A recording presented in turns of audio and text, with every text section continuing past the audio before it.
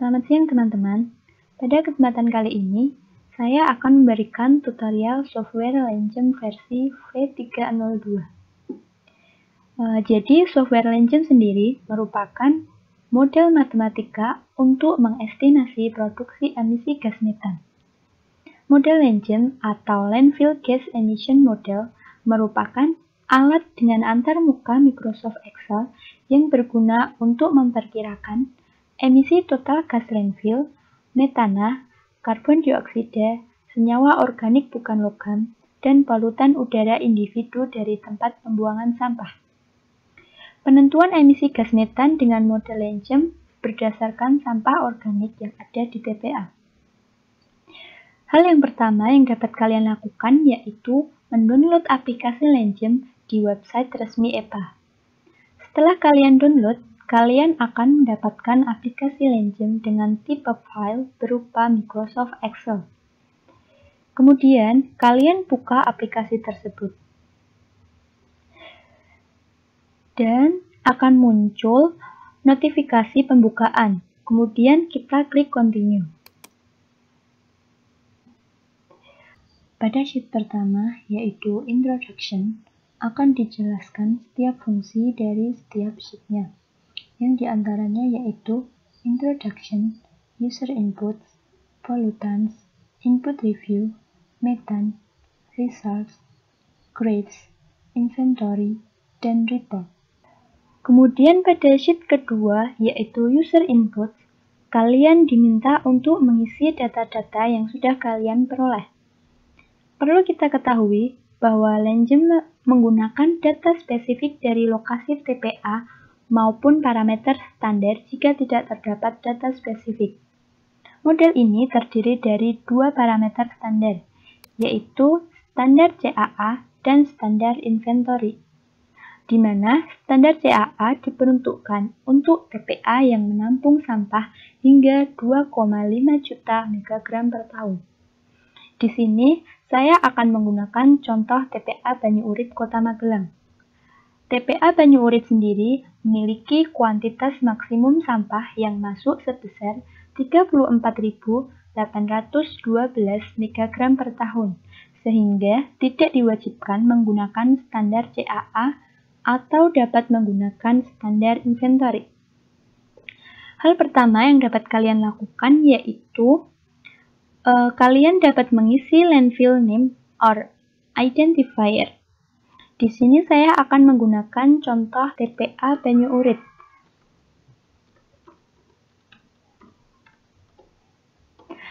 Selanjutnya ada menu Provide Landfill Characteristic atau data karakteristik TPA yang meliputi landfill open year, landfill closure year, have model calculate closure year, dan waste design capacity.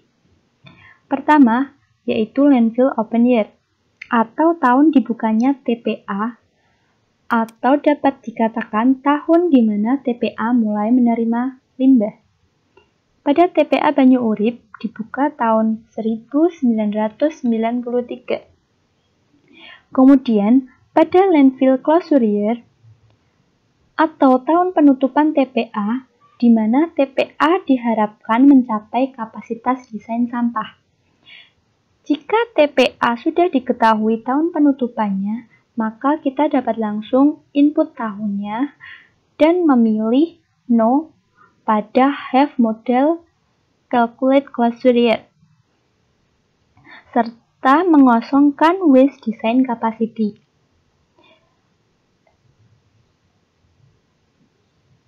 Namun, jika TPA belum diketahui tahun penutupannya, kita mengosongkan dahulu tahun penutupannya dan memilih Yes pada Have Model Calculate, kemudian mengisi Waste Design Kapasitas atau mewakili jumlah total sampah yang dapat dibuang di TPA atau jumlah sampah di tempat pada saat penutupan dengan satuan megagram yang setara dengan ton. Secara otomatis, aplikasi akan menghitung tahun penutupan berdasarkan tahun TPA terbuka, kapasitas desain limbah, dan tingkat penerimaan limbah yang dimasukkan. Namun pada TPA Banyurip ini sudah diketahui tahun penutupannya, yaitu tahun 2019. Sehingga kita dapat memilih no pada have model calculate closed Fourier dan mengosongkan with design capacity. Selanjutnya, menu determine model parameters, di mana berfungsi untuk memperkirakan emisi TPA yang terdiri dari methane generation rate atau K, potential methane generation capacity atau LO, NMOC concentration, dan methane content. Pertama, methane generation rate, yang diwakili oleh kategori iklim daerah TPA, yaitu kategori kering, umum, atau basah. Pada penentuan klarifikasi daerah tersebut, digunakan asumsi bahwa daerah dengan curah kurang dari 25 inci per tahun termasuk daerah kering atau arid area. Sedangkan daerah dengan curah hujan lebih dari 25 inci per tahun termasuk daerah biasa atau konvensional. Sedangkan wet area digunakan bioreaktor atau dengan sistem sirkulasi lindi. Dari data curah hujan Kota Magelang selama 5 tahun, didapat jumlah rata-rata 5.840 mm per tahun atau 230 inci per tahun, dan tidak direncanakan untuk diterapkan sistem sirkulasi lindi.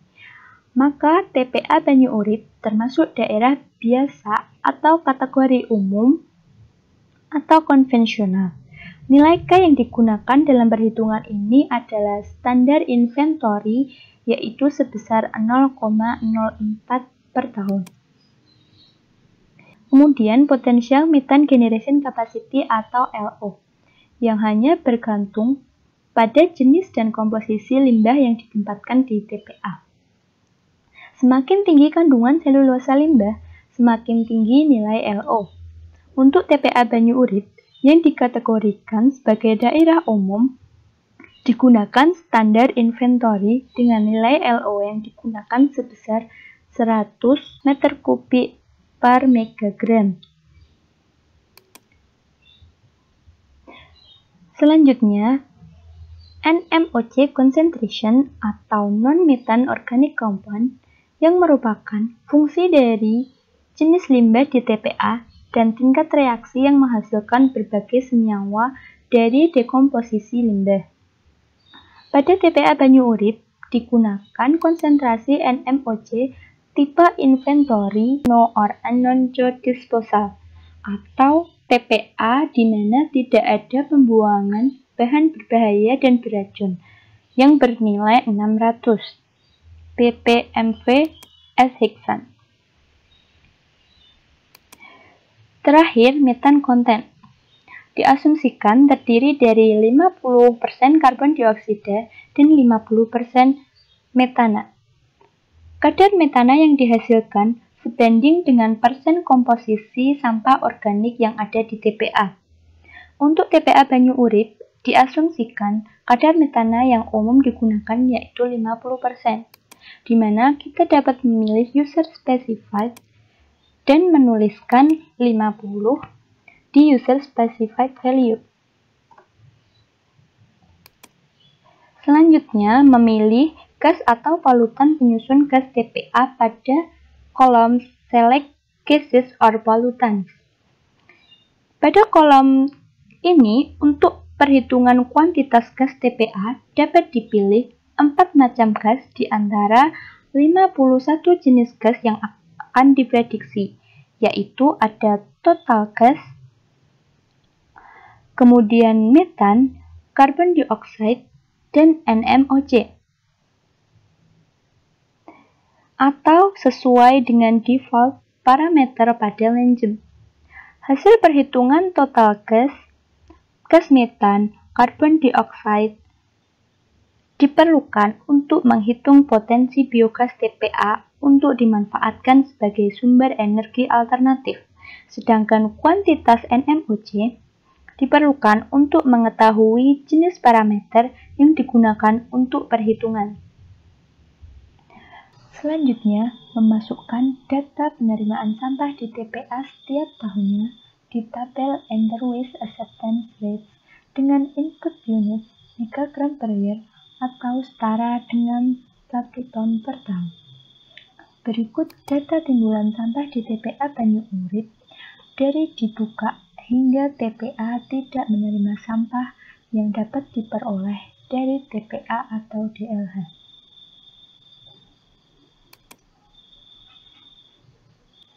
Setelah semua data input terisi, kita dapat langsung melihat hasil estimasi gas metana TPA pada sheet result. Hasilnya berupa data gas atau polutan yang dihasilkan dari timbulan sampah di TPA setiap tahunnya dari dibuka, yaitu tahun 1993 hingga gas tersebut habis, yaitu selama 140 tahun atau sampai tahun 2133, di mana di sini ada jenis gas, diantaranya yaitu total landfill gas, metan, carbon dioxide, dan NMOC.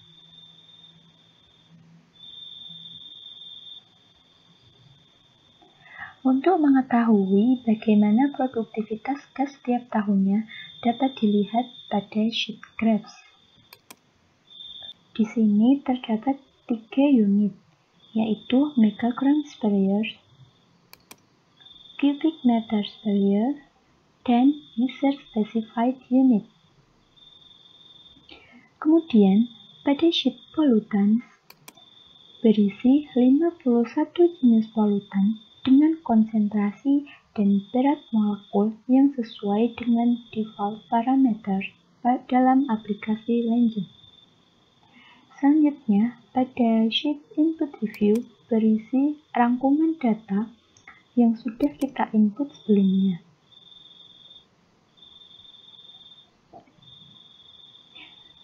Pada sheet metan, kita dapat melihat hasil perhitungan estimasi gas metan dari timbulan sampah setiap tahunnya, mulai dari tahun dibukanya TPA hingga gas metan tersebut habis, yaitu tahun 2133. Seperti ini.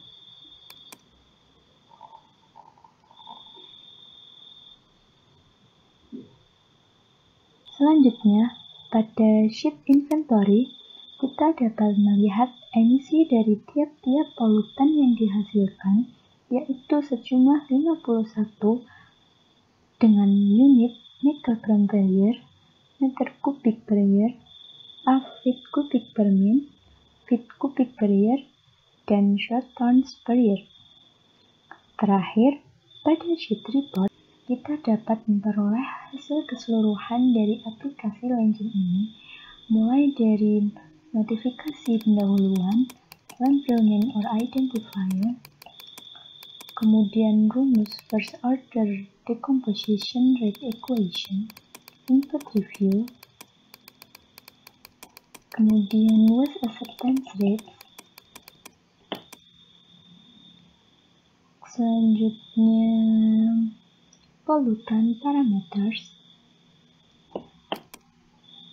yang berjumlah 51 jenis polutan, graphs yang terdiri dari 3 unit, kemudian result.